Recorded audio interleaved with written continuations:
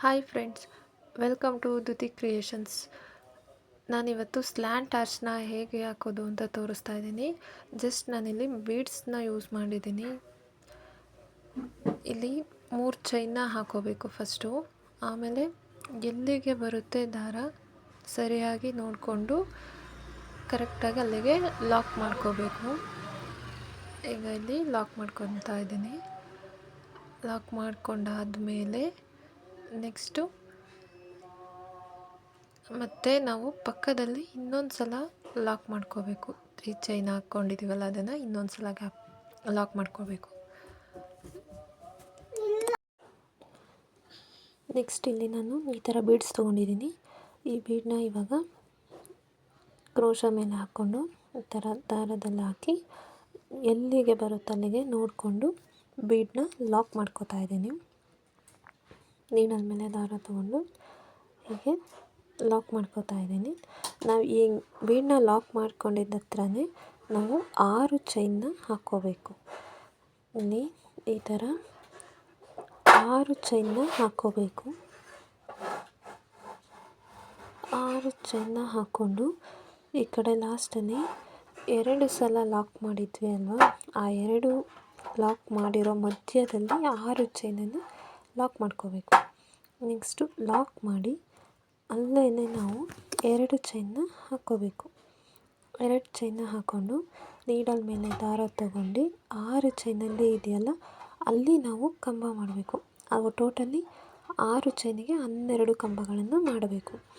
Needle ಮೇಲೆ ದಾರ ತಗೊಂಡು 2ರಿಂದ 1, 2ರಿಂದ 1 ಹೀಗೆ ನಾವು 12 ಕಂಬಗಳನ್ನು ಮಾಡ್ಕೋಬೇಕು. 6 ಚೈನ್ ಗ್ಯಾಪ್ ಏನಿದೆ ಅದರಲ್ಲಿ 12 ಕಂಬಗಳನ್ನು ಮಾಡಿಕೊಂಡು ನೀಡಲ್ ಮೇಲೆ ಒಂದು ಸಲ ದಾರ ತಗೊಂಡು 2ರಿಂದ 1, 2ರಿಂದ 1 ಹೀಗೆ 12 ಕಂಬಗಳು ಮಾಡ್ಕೋಬೇಕು.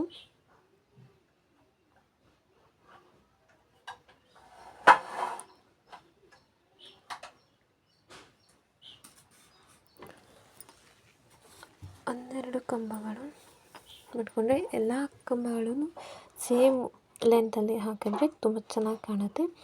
ಹೀಗೆ ಎಲ್ಲಿಗೆ ಬರುತ್ತೆ ಅಲ್ಲಿಗೆ ಲಾಕ್ ಮಾಡಿಕೊಂಡು ನೆಕ್ಸ್ಟು ನಾವು ಸ್ಯಾರಿನ ಉಲ್ಟಾ ತಿರುಗಿಸ್ಕೋಬೇಕು.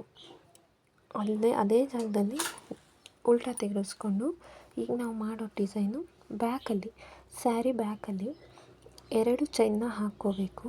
ನೆಕ್ಸ್ಟು ನೀಡಲ್ ಮೇಲೆ ದಾರ ತಗೊಂಡು 2 ಹೋಲಲ್ಲಿ ಹಾಕಿ 2ರಿಂದ 1, 2ರಿಂದ 1 ಮತ್ತು ಒಂದು ಚೈನ್ನ ಹಾಕ್ಕೋಬೇಕು.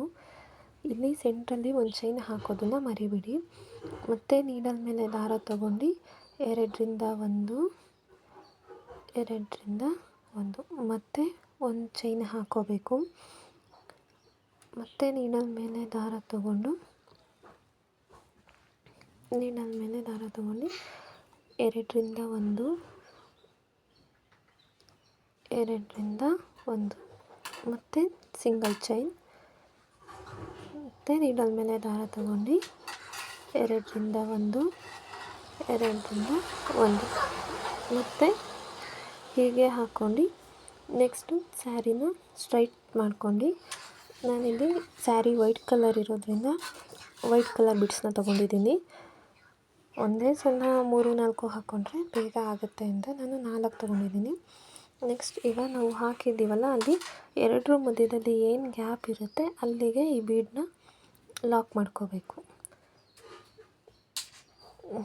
ಹೀಗೆ ಲಾಕ್ ಮಾಡ್ಕೋಬೇಕು. ನಾವು 12 ಕಂಬಗಳನ್ನು ನೀಟಾಗಿ ಹಾಕಿದರೆ 12 ಮಣಿಗಳು ಬೇಕಾಗುತ್ತೆ. ನೋಡಿ ನೀಟಾಗಿ ಹಾಕ್ಕೊಂಡು ಎಲ್ಲ ಮಣಿಗಳನ್ನು ನಾನಿಲ್ಲಿ ಲಾಕ್ ಮಾಡ್ಕೋತಾ ಇದ್ದೀನಿ. ಇದು ತುಂಬ ಈಸಿಯಾಗಿ ಹಾಕುವಂಥ ಕುಚ್ಚು ಫ್ರೆಂಡ್ಸ್. ರಿಯಲಿ ಫಸ್ಟ್ ಟೈಮ್ ಹಾಕೋರು ಕೂಡ ತುಂಬ ಈಸಿಯಾಗಿ ಹಾಕ್ಬೋದು.